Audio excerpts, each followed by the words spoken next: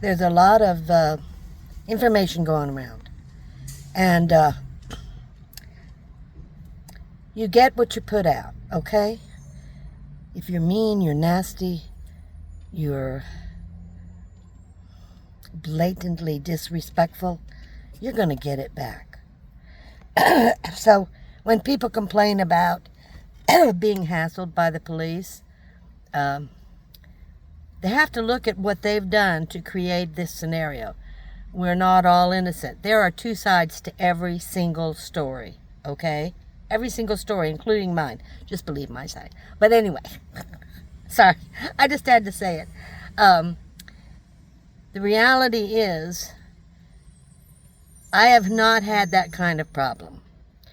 Now, everybody's talking about they're criminalizing living in your van. There are places that are doing that. Cities that have major problems that are doing that. They're trying to come up with free parking spaces for people. This is a huge, huge problem, and it's getting bigger and bigger. People living in vehicles and RVs. We all know that.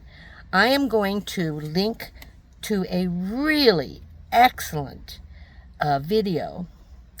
He's called Rollin with the River, I think. I'm going to do his link before I put this up. Excellent. You must see it. If you're interested in van life, or what all these stories are, he did a really good video on RV homelessness, on what the problems are, on the percentages, how many people, what cities are doing about it. They're not trying to criminalize homelessness, but they've got to get control of it. We all understand that. When I was in Davis and I had approval in writing on my dash that I could live in their parking lot until I found a place. I lived there 2 years in a van. Every month, maybe once a month, maybe twice a month, I would get a knock on the door by the Davis police at 2 a.m. It was always 2 a.m. I don't know if that's right after a shift or what. And they would want to see my ID. And then I'd show them the paperwork. And they'd do it every month. It went on for 2 years. I was always pleasant. I was always polite. Just automatically showed them my ID. I didn't open any doors until I could see them through the window, and they'd show me their badge. I don't know how many times I've had knocks on the doors in the place that I stay at. Right now I'm in Santa Rosa. I'm on the street. I'm living on the street. The neighborhood doesn't mind. I don't do anything. I have a plug-in air conditioner. I don't put any trash out. I don't do any of that. Guys, how you behave is what you're going to get back. I can't say that enough. My son, Jason, and I've had discussions about this. You don't have to show them your ID. Just tell them, no, you have rights. I said, no. Then I get into a drama. What does it hurt if I show them the ID? I don't see any problem showing them my ID. I don't have anything to hide. I've never even had a ticket. Why do I care? And I don't. I have my ID. I just show it. What's the deal? What's the big problem? Are we making it a problem? Yeah, some people do. They become very disrespectful when they talk to the police. I'm not showing you. I don't have to show you. Well, what do you think they're going to do? They're going to give back what they get. Okay? It's that simple. They're human beings. We're all human beings. When someone disrespects me, I disrespect them back if I don't walk away. So, there, in my town, the police know me by name. They respect me. The town, most of the town knows me. I've worked at the Walmart. The gas people know me. I spend all my money there. I don't have any problems parking on the street. I don't litter. I clean up around my space. It's on the street. It's in the Walmart parking lot. As you know, Walmart manager invited me to stay as long as I wanted. I just spend the nights and then I leave for the day. Guys, it's how you treat people. I'm sorry. It's how you act and what you do around your camp that's going to make it viable for you. How you treat the citizens of that town or their space, their open spaces. I'm not saying it'll always work. I'm saying for me it has worked. I treat everybody with respect, and I speak to them in a respectful manner. They're police. They have a job to do. I could not be a policeman. I wouldn't want their job. You couldn't pay me enough money to do their job and put up with the crappy way people talk to them.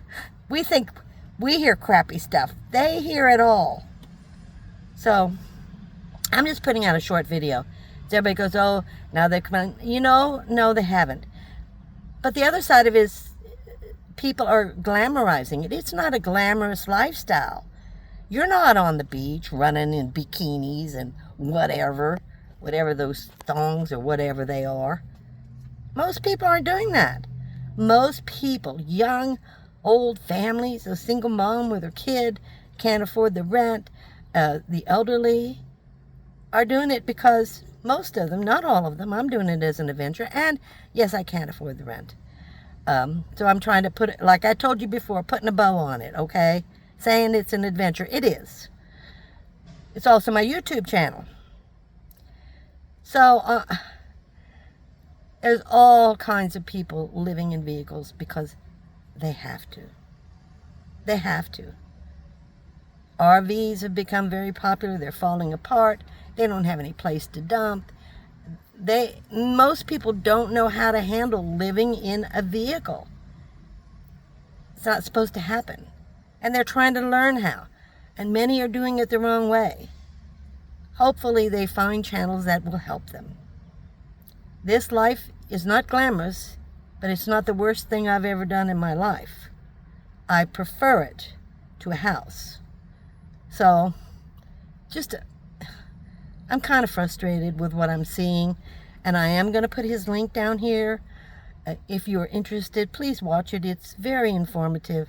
It really gives you good information and the truth about what's going on. Not every city, not every place is criminalizing things. Again, how you treat people is what you're going to get back. What you give out is what you get back. Sorry, I've just seen too much of it. So I hope you guys had a nice July the 4th. And I hope that you're enjoying today. Because I am. Alive and kicking. Of course, I got the brat. The brat's beside me. She's been a brat lately. Real brat. I'm telling you. She's in a mood. So Rollin with River is the name of it. Rollin, R-O-L-I-N, with River. I'm going to put his link in the description. I've told them I was going to do it.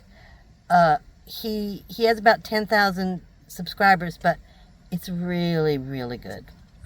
So I'll talk to you later. I give you my love. And let me see if I can get Marley to say hello. Marley, come here. Come here. Come here, baby.